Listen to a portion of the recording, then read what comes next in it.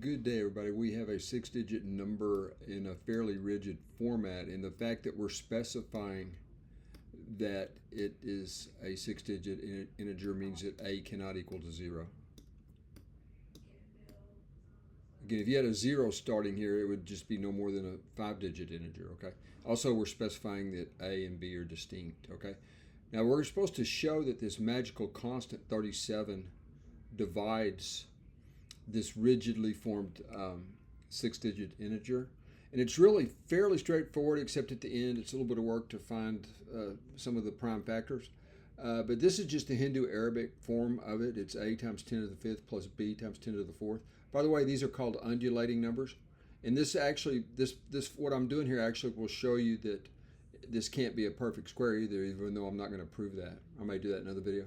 But anyway, all the way out, this is the Hindu-Arabic base 10 expansion here for our number. And you can just factor out pairwise here. You see right here, you can take 10 to the 4th out of the first two terms. You get this. And the very nice thing that's going on is you have 10ab plus b as a common binomial factor with this number left over. Now this number right here, which it's kind of neat how that pops out, but it's not too surprising after the fact. The number, when you add 10 to the 4th plus 10 squared plus 1, you get this right here. And I guess we can try to say that. That would be 10,101. Now you're going, well, where's the 37? Well, one thing we can see by the sum of the digits here, the sum of the digits is 3. And that means that 3 does divide this number, right? 3 divides the number. What I'm trying to do, folks, is just get the prime factorization of this number. So 3 divides it by the famous sum of the digits result. And that's simply because that 10 to the n is congruent to 1 mod 3. Okay, and 10 to the powers of 10 to the n, powers of 10 just get replaced with 1 is why this thing works, okay? Now there's another test, and I'll just write down how the test goes. This is not divisible by 2 or 5, right? This clearly is not divisible by 2 or 5, so we'll check 7. And there's a result that says you take double the last digit and subtract it from what remains. And when you do that right here, you would get, with our constant here, you would get, if you double this and then subtract it from this, you get 1,008, right? Now again, y'all, what did I do? I doubled the last digit, which is 2, and I subtract it from 10, and that becomes 8 right here, right? Okay, now if you could tell this was divisible by 7, you would be done, because that's how the test works.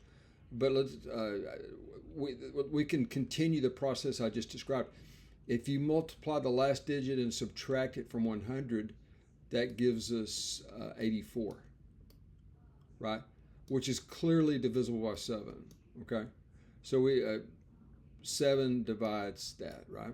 Okay, so that means 7 would divide this number also. Now there's a test for 13 where you multiply by 4 and add it and then do the same sort of thing. But I'm just going to go ahead and tell you that 13 is the factorization. And in fact, I'll just tell you that the entire factorization is 7 times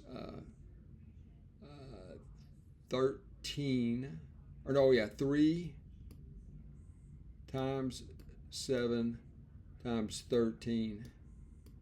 And then when you multiply this out and divide it into the number, you get 37. Now, I didn't show all the, just in the name of time, I didn't show all the arithmetic. But this is the prime factorization of this number, which means 37 is a divisor of this entire structured number that we looked at, okay? So QED, we've proven it here. 37 does divide the undulating number. Now, and also it doesn't take too much time to see that this number, remember, since a is not equal to 0, I'll go ahead and just say, spill the beans here.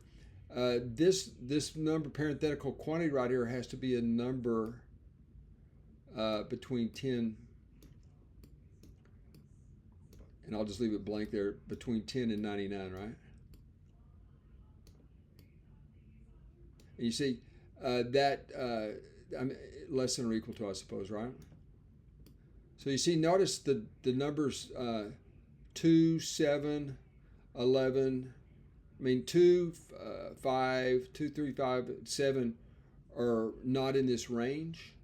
And so the only number that would work to keep the 37 working, you would have to have either 37 or 74, right? Okay, because we've shown that 37 is a divisor of this thing. And in order to have a bunch of squared exponents for a perfect square, you would have to at least have to have 37, but 37 and 74 aren't divisible by the other prime factors, namely 3, 7, and 13, right? So I know I did a little bit of hand waving, but we have also shown that this cannot be a perfect square just by the restriction right here and the fact that either 37 or 74 would have to be included in this range right here to match up with the 37 here and give you a squared exponent. But none of the other exponents would have the potential of being squared, hence the whole thing couldn't be a perfect square. There's probably a better way to word that, but hopefully the idea is clear. Okay, so y'all, that is it. We've proven this, and I'm going to be looking at the proof for a general even-numbered integer, even-digited integer. That's apparently been proven that any even-digited undulating integer cannot be a perfect square. Okay. So anyway, this is just one special case.